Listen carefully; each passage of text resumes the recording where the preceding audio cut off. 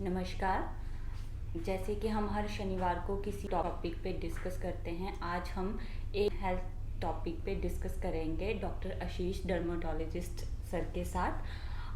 जैसे कि आजकल हमारे हॉस्पिटल में बहुत ही कॉमन ये प्रॉब्लम कि आजकल बहुत सारे ऐसे पेशेंट आ रहे हैं जिनको इचिंग की प्रॉब्लम है और ये इचिंग की प्रॉब्लम उनमें और उनकी पूरी फैमिली को हो रही है। तो सर बताएंगे कि ये क्यों होती है और क्यों ये प्रॉब्लम आ रही है। प्रॉब्लम आजकल आ रही है, इसको हम स्केबीज कहते हैं। ये एक कीटाणु से होती है। बेसिकली होता क्या है कि परिवार में किसी भी एक सदस्य को जब ये प्रॉब्लम होती है तो वो विद टाइम के साथ सभी लोगों को हो जाती है। इस प्रॉब्लम की तीन चीज़ें सबसे ज़रूरी हैं। पहली तो ये कि इसमें जो इचिंग है वो सबसे ज़्यादा रात को ही होती है। दूसरा, ये एक सदस्य से ज़्यादा सदस्यों में होती है। तीसरी चीज़ ये है कि उसकी सबसे ज़्यादा जो खुजली होती है आपके उंगलियों के बीच में, मेल्स में, पेनिस पे, प्राइवेट पार्ट्स पे, बगल में, यहाँ सारी चीज़ों में ये इन्वॉल्वमेंट होती है। ठीक है, ये टिपिकल इसके सिम्टम्स हैं, ये टिपिकल इसके क्लिनिकल फीचर्स हैं। में हो रही है, हमारी फैमिली को ना हो या किसी और सदस्य को ना हो, तो इससे कैसे और उस बीमारी से जैसे मैंने आपको बताया कि ये एक टाइम पे पूरी फैमिली में होती ही होती है। जैसे ही किसी सदस्य को होती है, उसे लगता है कि मुझे रात को खुजली बहुत ज़्यादा हो रही है, तो वो तुरंत से तुरंत हॉस्पिटल आए, कंसल्ट करे और उसका ट्रीटमेंट ले। यही एक तरीका है कि ये बाकी सदस्यों में ना फैले। इसका एक यही इलाज है। हाँ, अगर एक बार हो गई है और बाकी सदस्यों को भी हो गई है तो आपको एक डर्मेटोलॉजिस्ट से कंसल्ट करना पड़ेगा और इसका ट्रीटमेंट लेना ही पड़ेगा। ट्रीटमेंट के नाम पे हम इसमें तीन चीज़ें ऐड करते हैं। एक तो आपको जो एक नॉर्मल सेट्रिजिन की गोली है वो सबको पता है, वो आप रात को ले सकते हैं ताकि रात को खुजली ज़्यादा ना हो और आप आराम से सो सकें, क्योंकि इसकी खुजली होती ही रात को ज़्यादा।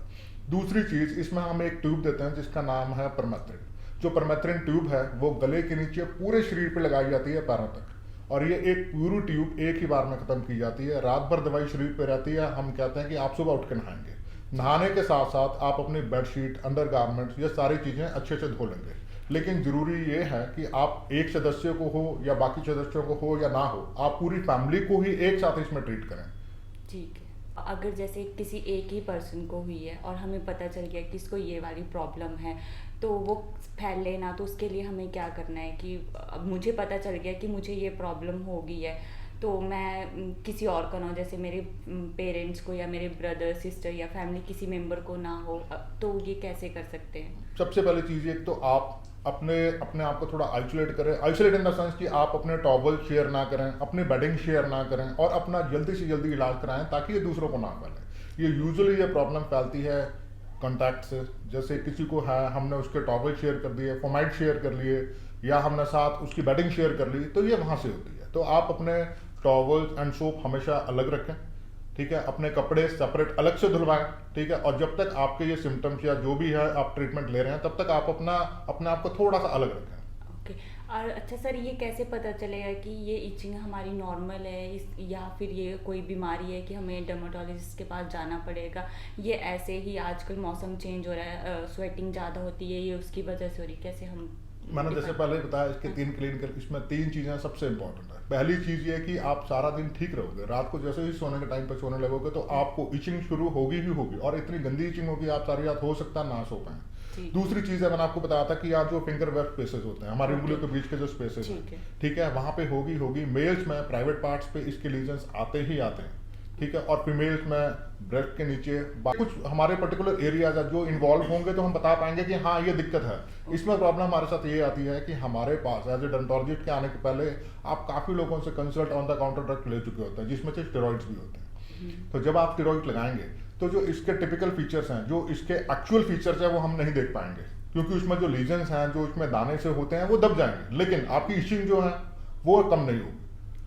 जब तक आप दवाई लगाते रहेंगे उसकी इचिंग कम रहेगी, जैसे ही आप दवाई छोड़ेंगे वापस इचिंग शुरू हो जाएगी। तो इसका मतलब ये है कि कारण कुछ और है। आपको कोई भी ऑन द काउंटर ड्रग दो दी जाती है, एक स्टेरॉइड है, एक सेट्रिजिन गोली है। सेट्रिजिन गोली से आपकी इचिंग जरूर कम होगी, लेकिन आप जैसे उसको छोड़ेंगे वापस उसी, हाँ, और साथ के साथ में बाकी सदस्य भी तब तक कंप्लेंट कर चुके होते हैं कि आपको थी, मुझे भी होनी शुरू होने लगी। अगर किसी को ऐसी कोई प्रॉब्लम लगती है तो वो घर पे ही ऐसे कोई सिट्राजिन या किसी केमिस्ट से दवाई ना लें, वो हॉस्पिटल आएँ, कंसल्ट करवाएं कि ये प्रॉब्लम क्यों है। अगर ऐसे दवाई लेते हैं किसी केमिस्ट से तो फिर उनकी पूरी फैमिली को ये प्रॉब्लम हो सकती है, बिल्कुल। और ये फिर लंबी ड्यूरेशन तक चलेगी अगर ठीक नहीं होगी अगर एक ही दवाई के भरोसे। बिल्कुल, सेट्रिजिन में कोई गलत चीज़ नहीं है। सेट्रिजिन मैं कहूँगा कि अगर आपको कोई केमिस्ट देता भी है तो सेट्रिजिन बिल्कुल ठीक है, क्योंकि वो रात को आपको हम भी प्रिस्क्राइब करेंगे कि आपको रात को सेट्रिजिन की गोली लेनी है, क्योंकि आपको इचिंग इतनी होती है, आपको उस टाइम पे इचिंग से रिलीफ चाहिए तो आपको सेट्रिजिन की गोली खानी ही पड़ेगी। हाँ, मैंने आपको जैसे पहले बताया कि ये स्टेरॉइड आपको, इनके पास एक ट्यूब होती है जिसमें एंटी बैक्टीरियल, एंटी फंगल और स्टेरॉइड का कॉम्बिनेशन होता है। वो आप लगाएंगे तो आपको स्टेरॉइड की वजह से उसमें टेम्परेरी रिलीफ थोड़े टाइम के लिए मिलेगा ही मिलेगा, तो आपको लगेगा कि हमारी बीमारी ठीक होगी, लेकिन जैसे ही आप छोड़ेंगे वापस से उसी तरह से इचिंग आपकी दोबारा से शुरू हो जाएगी। हाँ, दूसरी चीज़ ये है, इवन हम लोग भी जब ट्रीटमेंट शुरू करते हैं तो इसकी जो इचिंग है वो 10 से 15 दिन तक रह सकती है। ठीक है, हम ट्यूब लगाने को आज कहते हैं, हम ट्यूब लगाने को दोबारा 7 दिन बाद फिर कहते हैं कि आप 7 दिन के बाद फिर से ट्यूब लगाएंगे। रीजन बीइंग कि आप उसके कीटाणु के जो अंडे होते हैं, ये कोई भी दवा उन अंडों पर असर नहीं करती है, तो 7 दिन में वो हैच आउट होते हैं, अंडों में से कीटाणु निकलते हैं। तो इसलिए हम कहते हैं कि जैसे ट्यूब अगर आज आप लगा रहे हैं तो 7 दिन के बाद फिर से रिपीट करें, और साथ में सेट्रिजिन की गोली लेते रहें, और थोड़े से प्रिकॉशन जो भी मैंने आपको बताया है वो लेते रहें। ओके, इसका पूरा ट्रीटमेंट करवाएं, ऐसे नहीं कि ऐसे ही खा ली दवाई और छोड़ दी और बाद में करा ही नहीं। अगर आप 7 दिन तक, आपको डॉक्टर ने बोला है तो आपको 7 दिन तक वो ट्रीटमेंट करना है, फिर कंसल्ट करवा के फिर से वो ट्रीटमेंट स्टार्ट करना है। जी बिल्कुल, हम लोग कहते हैं जैसे हम ट्रीटमेंट पूरा 7 दिन का देके भेजते हैं, 7 दिन के बाद हम फिर एक रिव्यू लेते हैं कि वो उसके लीजन कैसे हैं। सेट्रिजिन की गोली आपको 15 से 20 दिन तक खानी पड़ सकती है, लेकिन जो मैंने बताया आपको कि ट्यूब हम 2 बार ही लगाते हैं, साथ में एक गोली और आती है जिसको हम आइवरमेक्टिन के नाम से जानते हैं, वो गोली भी आपको 2 ही बार खानी होती है। लेकिन सेट्रिजिन की गोली हम कहते हैं कि आपको रोज खानी है ताकि आपकी इचिंग कम रहे और आप आराम से सो सकें। ठीक है, और परमेथ्रिन की ट्यूब जो है वो भी 2 बार ही लगानी है, लेकिन लगानी एट अ टाइम पूरे शरीर पे। ठीक है, ताकि वो जो कीटाणु हैं हमारे वो पूरी बॉडी पे लगाएंगे, तभी वो, अगर हमने जहाँ जहाँ हमें इचिंग हो रही है वहाँ वहाँ लगाई तो वो ट्रांसफर हो जाएंगे यहाँ से। कीटाणु यहाँ पे जरूरी नहीं है कि जहाँ जहाँ कीटाणु हो वहाँ वहाँ इचिंग होगी। ओके, ठीक है, हर एक बीमारी को डेवलप होने के लिए टाइम लगता है। ठीक है, या पूरी बीमारी को फैलने में टाइम लगता है। हम ऐसा नहीं कह सकते कि अगर हमें यहाँ पे इचिंग है तो कीटाणु यहाँ पे नहीं है। हाँ, कीटाणु पहले जहाँ पे सबसे पहले इन्फेक्शन होगी, इचिंग वहाँ पे होगी। बाय द टाइम कीटाणु कहीं और जाएंगे तो इचिंग थोड़ी लेट होगी। तो हम इस चीज़ को ये नहीं बोल सकते कि नहीं, जहाँ आपके लीजन्स हैं, जहाँ आपकी इचिंग है, सिर्फ दवाई वहाँ पे लगाए, बाकी जगह ना लगाए। तो हमें अगर लगाना है तो पूरे शरीर पे ही लगाना है। ठीक है ना? हाँ हाँ, ओके सर, आपने हमें बहुत ही अच्छी जानकारी दी। आपने बहुत अच्छे से हमें एक्सप्लेन करा कि हमें इस बीमारी से कैसे बचना है। आपके साथ हम ऐसे ही जुड़े रहेंगे, एक नए विषय पे, एक नए टॉपिक पे। हर शनिवार को कोई ना कोई ऐसे हेल्थ से रिलेटेड टॉपिक पे बात करेंगे। थैंक यू सर, आपका बहुत बहुत धन्यवाद। आपने हमारे व्यूअर्स को इतनी अच्छी नॉलेज दी।